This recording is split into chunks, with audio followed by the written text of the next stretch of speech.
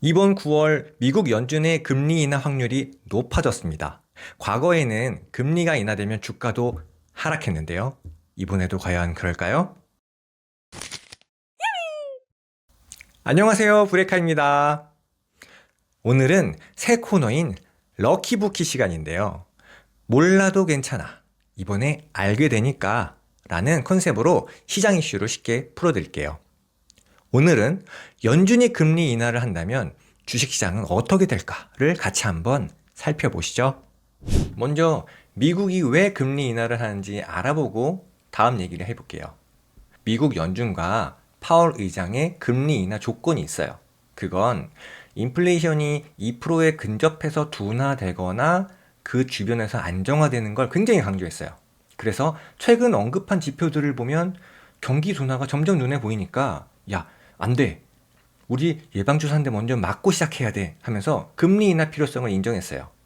그렇다면 금리 결정의 키로 보고 있는 인플레이션, 경기, 그리고 고용시장을 한번 살펴볼게요.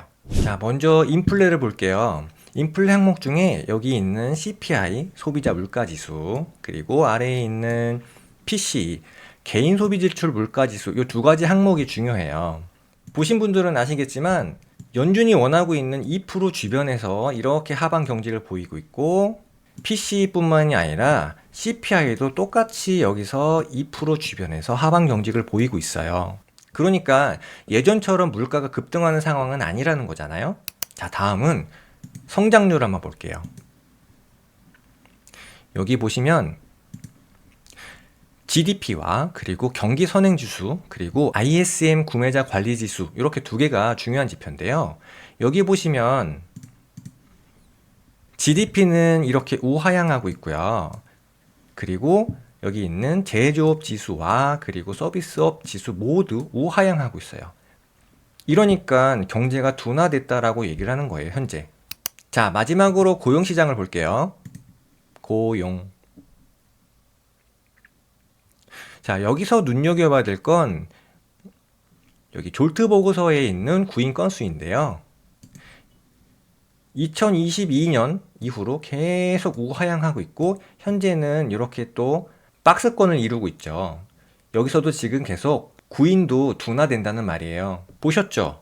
이러니까 파월 의장이 금리 인하를 고려하게 되고 경기 둔화 전에는 막아야 해! 라고 하면서 일종의 예방주사를 뿅! 하고 맞춰주는 거예요. 자, 이제는 미국과 그리고 우리나라의 금리 흐름을 한번 살펴볼게요. 자, 여기 차트 보시면 눈치 빠르신 분은 단번에 아셨을 것 같아요. 뭘까요? 네, 정답. 여기 보면 파란색이 미국이고 빨간색이 우리나라잖아요. 근데 미국이 먼저 내리면 그 다음에 우리나라가 내리고 그리고 미국이 먼저 올리면 우리나라가 따라 올라가는 매우 동조화된 구조예요. 현재 미국 금리가 4.5, 우리나라 금리가 2.5, 2%가 차이가 나는 아주 드문 케이스지만 지금은 얼마나 동조화되어 있는지 여기에 집중하시면 될 것 같아요. 자, 그리고 또 하나 알려드릴게요. 금리는 2000년대 이후 크게 3번 하락했었어요. 한 번, 두 번, 세 번. 2001년에는 닷컴 버블 그리고 9.11 테러가 났을 때 그리고 여기 보시면 2008년에는 서브프라임 사태가 있었죠. 그리고 2019년, 20년 이때는 코로나 때문에 금리를 급격하게 인하했었던 세 번의 케이스가 있었어요. 자, 그러면 공통점은 뭐죠? 세 번 다 경제 위기가 왔기 때문에 금리를 내린 거예요. 근데 지금은 어떤 상태죠? 자, 이때 공통점을 알려드릴게요. 이렇게 세 번 하락을 했었는데요. 주가랑 연동해서 보면요. 자, 2007, 8년대 이때 서브프라임 터졌었죠? 그때 금리를 급격하게 우리나라 건 잠깐 꺼볼게요. 미국이 금리를 급격하게 내리니까 주가도 급격하게 떨어졌어요.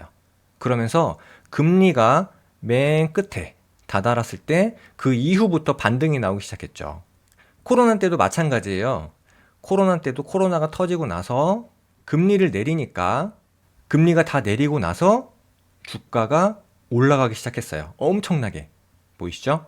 생각해 보세요. 금리를 왜 내리죠? 경제에 문제가 있으니까 금리를 내려서 잡겠다는 거잖아요.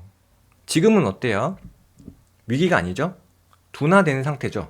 그러니까 선제적으로 예방주사를 놓겠다라고 하기 때문에 주가가 내려가지 않고 반대로 지금 올라가고 있는 상황이라고 보시면 될 것 같아요. 그래서 시장은 지금 기대감으로 오르고 있는 거예요.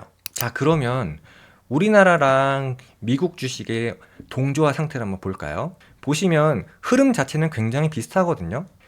폭은 달라도 흐름은 매우 동조화돼서 가고 있어요. 눈에 보이시죠?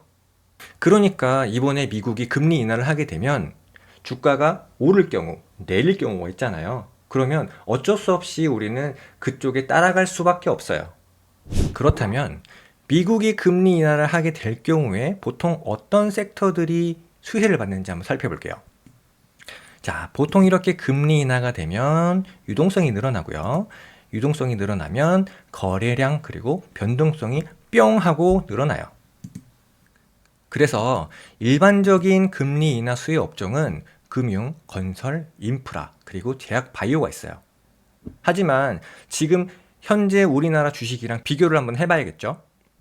제가 오늘 코스피, 코스닥 테마들을 한번 살펴봤어요. 그랬더니 코스피에서는 지주사와 금융, 이거는 상법 개정이나 이런 것들 때문에 좀 괜찮게 올랐었죠. 그리고 마스가로 대표되고 있는 조선, 그리고 전통의 테크, 요 세 개 정도가 지금 차트를 만들어 놨다라고 생각이 들고요. 그리고 코스닥의 경우에는 제약 바이오가 차트를 좀 예쁘게 만들어 놓은 게 아닌가라는 생각이 들어요. 뭐 최근에는 노란봉투법 때문에 로봇 업종도 강세를 보이고 있지만 사실 이거는 곁가지 정도로 보고 있어요. 만약에 이번 9월에 미국이 금리 인하를 하게 될 경우에 그럼 우리는 어떻게 대응해야 되죠? 이걸 한번 생각해 봤어요. 첫 번째로는 만약에 금리 인하를 하고 지수가 계속 내리는 추세예요. 그렇다면 최종 금리 인하 바닥이 어디인지 지금 4.5%였었으니까는 예를 들어서 1%까지 낮출 거야. 현재 지금 트럼프는 1%까지를 원하고 있거든요. 근데 정말 1%까지 낮출 거라고 한다면 그때까지는 보수적인 투자가 어떨까 생각을 하고 있고요. 그리고 만약에 지수가 계속 올라요. 그러면 미국과 우리나라에서 지금 좋은 재료가 뭐가 있지? 이런 것들 중에 재료가 오래 갈, 그리고 단기라도 굉장히 좋은 재료가 있다고 한다면 그런 것들을 매매하는 게 더 좋아 보입니다. 만약에 개별 종목을 모르신다고 할 경우에는 ETF로 접근하셔도 충분하고요. 추가로 지금은 우리나라가 다른 나라에 비해서 조금 조정을 받고 있어요. 이럴 때 좀 급하게 막 사시기보다는 아래에서 분할로 계속 담는 게 훨씬 더 좋지 않을까라고 생각합니다. 오늘은 금리 인하는 무조건 호재일까? 라는 내용을 한번 살펴봤어요. 정리해보면 이번 금리 인하는 위기 대응이 아닌 둔화 대응이기 때문에 과거와 달리 주가 상승의 가능성이 조금 더 크지만 하락 시나리오도 같이 준비해 두는 게 좋다는 게 결론이에요. 여러분은 어떻게 생각하세요? 이번 금리 인하가 과연 호재일까요? 악재일까요? 댓글로 의견 남겨주시면 다음 영상에서 다뤄보겠습니다. 저는 앞으로도 시장 이슈를 쉽게 풀어서 전달할게요. 구독, 좋아요, 댓글, 알람 설정 부탁드립니다. 감사합니다. 브레이크였습니다.